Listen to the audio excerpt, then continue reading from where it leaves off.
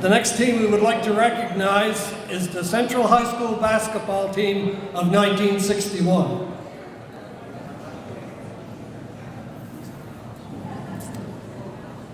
So the selection committee is proud to recognize the Central High School basketball team from 1961. This team capped a winning season by capturing a national title, the Canadian Juvenile Basketball title. Perhaps some background would help to set the stage. As mentioned earlier, before 1970, this town was the site of 3 high schools. This provided fertile ground for the formation of leagues in all sports. And there was keen competition just in the town alone. This was, as Lowell stated, this was no more evident than in the sport of basketball. Headmasters, as it was called in school sport, headmasters' records show that numerous provincial basketball championships were won by all the high schools in Waterford in the 50s and 60s. In addition to the keen competition between the schools, there was also an active basketball senior league in Cape Breton.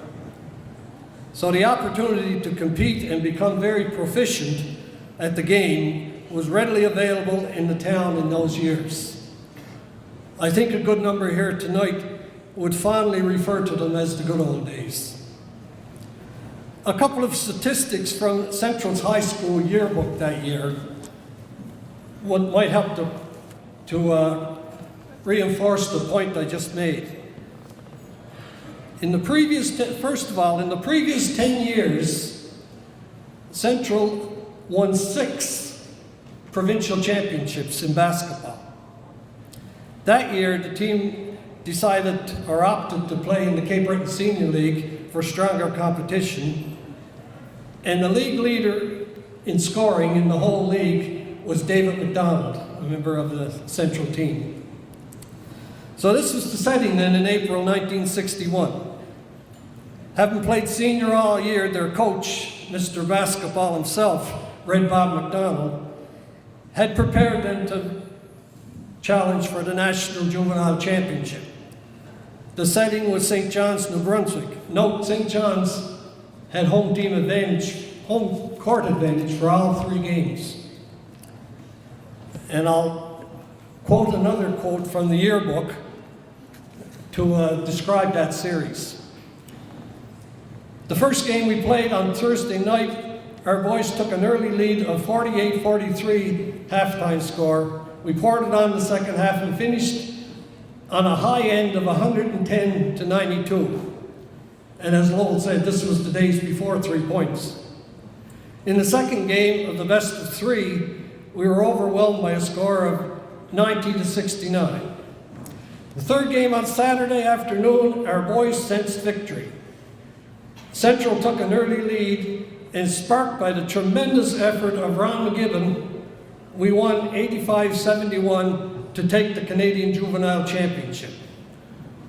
That's the end of the quote. Now, this article was written in the yearbook by Don McCauley. Donnie, in his usual modest way, he did not include this key point, but it was an editorial note. The high scorer and star of that playoff was Don McCauley himself. The final paragraph in the yearbook goes on to give great praise for their coach, Red Bob McDonald, and they point out that he taught them many lessons on and off the court. And I think anyone here that knew Red Bob and who was privileged to coach by him, like myself, would certainly concur with those comments. He was a gentleman coach. I'd like to call on the team now to come up and receive their certificates.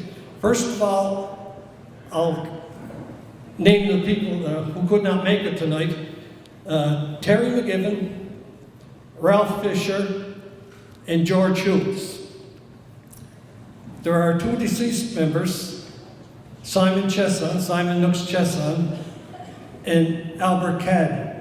Now Albert's I think that Albert has a family member here, Charlene Albert's cousin, has agreed to come and accept the certificate. So could Charlene come up, please, for the certificate? Also, because of health reasons, Hector Roach could not make it tonight, but his good friend Chicky DeVoe has agreed to accept his certificate. So could Chicky come up and accept for Hector Roach?